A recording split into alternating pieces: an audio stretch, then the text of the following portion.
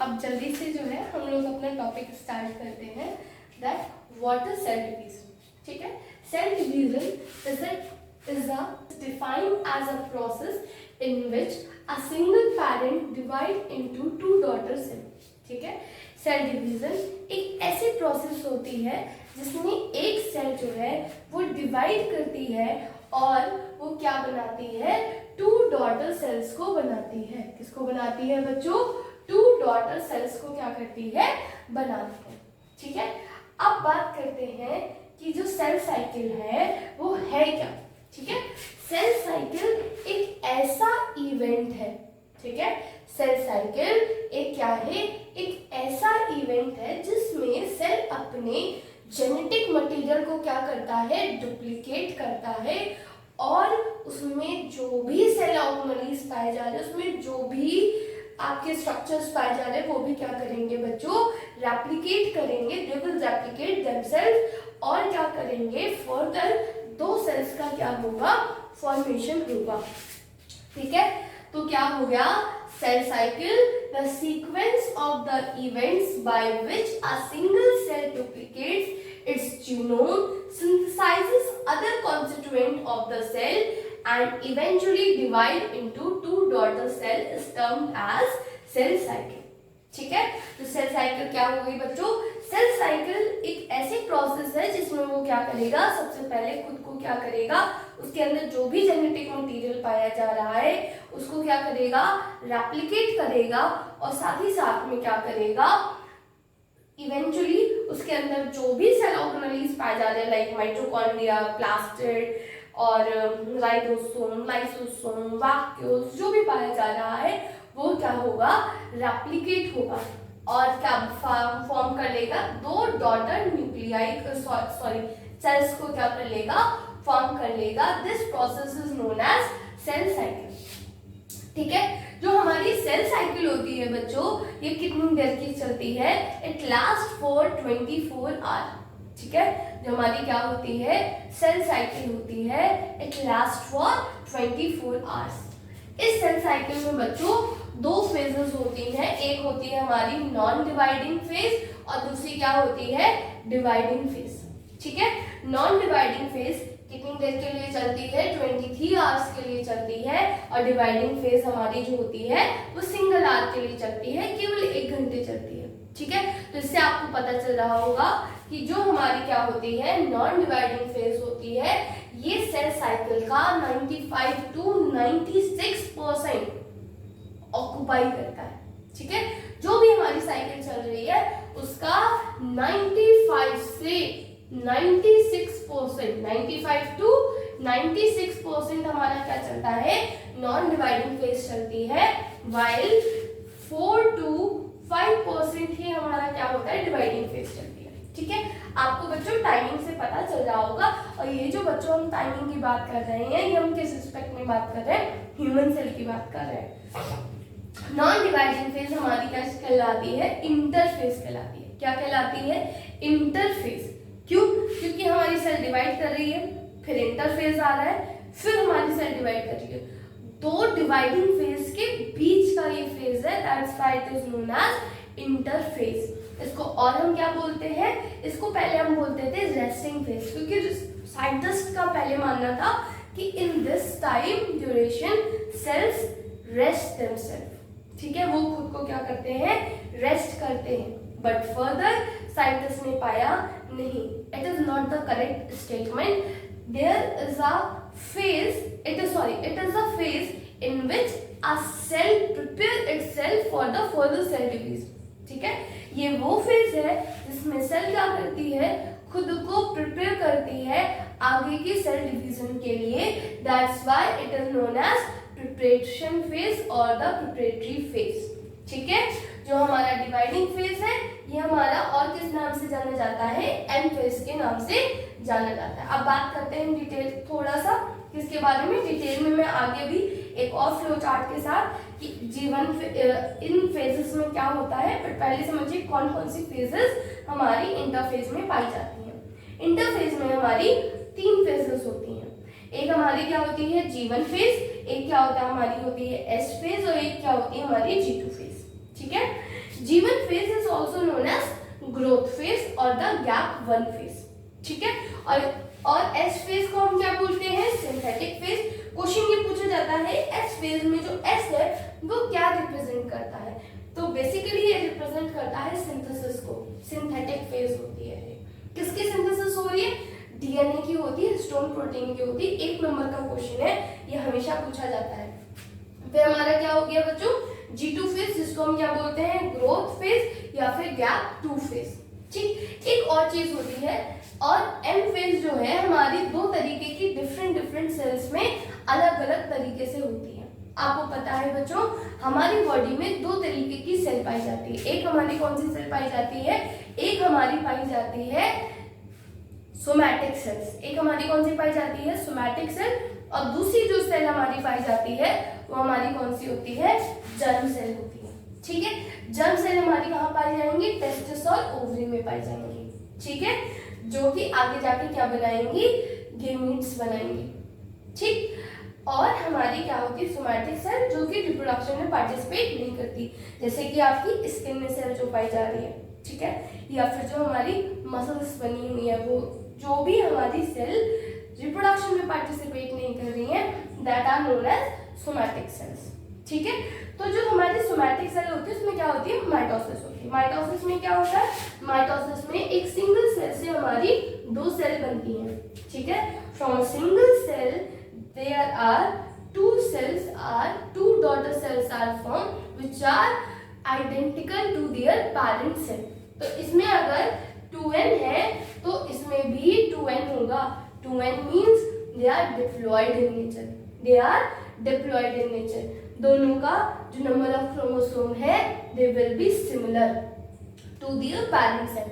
अगर हम यहीं पे बात कर रहे हैं किसकी, मियोसिस की बात कर रहे हैं, तो in meiosis from a single cell 4 तरीके की हमारी क्या बनती हैं, सेल्स बनती हैं। 4 तरीके की क्या बनती हैं, सेल्स बनती हैं। और ये चारों सेल्स बच्चों कैसी होती हैं, हैप्लॉइड इन नेचर होती है। बिकॉज आपको पता है एक सेल से, एक जर्म मदर सेल से आपको पता है 4 तरीके के हमारे हमारे क्या होते हैं, 4 जो होते हैं गेमीट का फॉर्मेशन होता है, और ये कैसे होते हैं, हैप्लॉइड इन नेचर होते हैं, ठीक है। आई होप आपको एम फेज अच्छे से समझ में आई होगी। अब आ जाते हैं, एक चीज बस छोटी सी बची हुई थी कि जो हमारी अब इसको एक बार साइकिल में देखते हैं। एक हो गया हमारा G1 फेज, फिर क्या हो गया S फेज, फिर क्या हो गया बच्चों हमारा G2 फेज, फिर क्या हो गया हमारा M फेज। अब आप देख रहे हो कि जो हमारा G1 फेज है वो M फेज के बाद आ रहा है। M फेज का मतलब क्या हो गया, हमारा या तो माइटोसिस हो रहा होगा या तो क्या हो रहा होगा, मियोसिस होगा।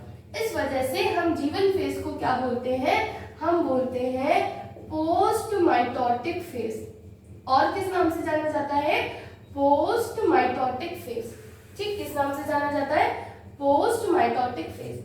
और आप देख रहे हो कि जो हमारी G2 फेज है वो M फेज से पहले आ रही है, ठीक है।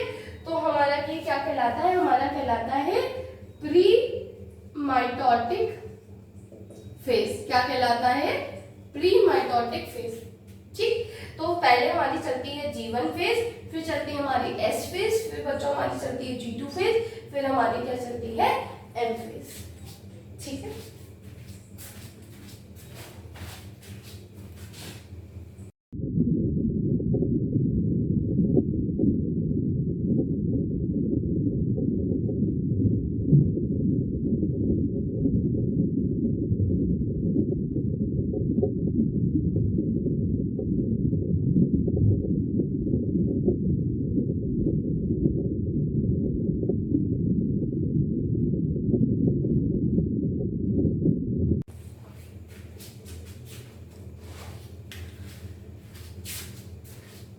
बच्चों अभी हम लोगों ने आपको जो है फ्लो चार्ट के थ्रू आपको पूरा बताया था। अब मैं एक पाई चार्ट के थ्रू डिटेल में बताऊंगी G1 फेज क्या है, S फेज क्या है, G2 फेज क्या है, और इन तीनों फेजेस में कौन कौन से इवेंट्स होते हैं।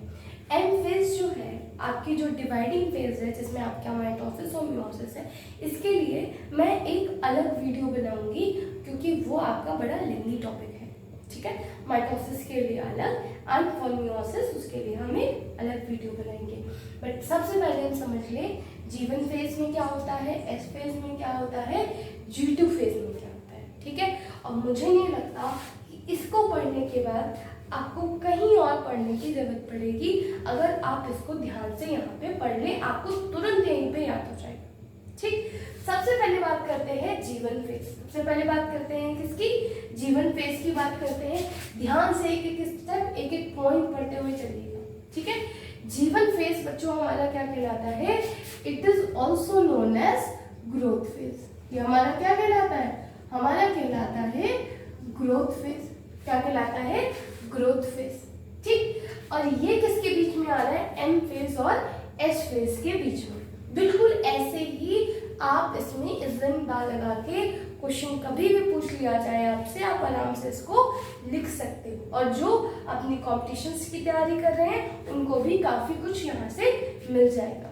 ठीक है, G1 फेज में क्या है, G1 फेज को आप बताओगे gap between the M phase and S phase. इस वजह से इसको हम क्या बोलते हैं, गैप भी बोलते हैं, गैप 1 फेज भी बोलते हैं। क्यों, क्योंकि M फेज और S फेज के बीच का ये फेज है। ठीक, सेकेंड, ये हमारे डिवाइडिंग फेज को, चाहे माइटोसिस हो रहा हो चाहे मियोसिस हो रहा, उसके बाद का स्टेप है। इस वजह से इसको हम क्या बोलते हैं, पोस्ट माइटोटिक फेज। और क्योंकि ये स्टेप किससे पहले आ रहा है, फेज किससे पहले आ रही है, S फेज से पहले आ रही है, तो इसको हम क्या बोलते हैं, प्री सिंथेटिक फेज। क्या बोलते हैं, प्री सिंथेटिक फेज। ठीक, अब याद रखिए हमारी पूरी सेल साइकिल मैंने बच्चों आपको क्या बताई थी, कितनी देर के लिए चलती है, फॉर 24 आवर्स। ठीक है, तो इस 24 आवर में से भी आपकी 23 आवर क्या चलती है, आपकी चलती है इंटरफेज। मतलब G1 फेज, S फेज और G2 फेज। इसमें भी सारी और M फेज को भी अगर हम इंक्लूड कर लें तो इन चारों फेजेस में से सबसे लंबा फेज जो है वो आपका क्या है, G1 phase, which last for 11 hours. ठीक है, जो लगभग आपका कितनी देर के लिए चलता है, 11 आवर के लिए चलता है।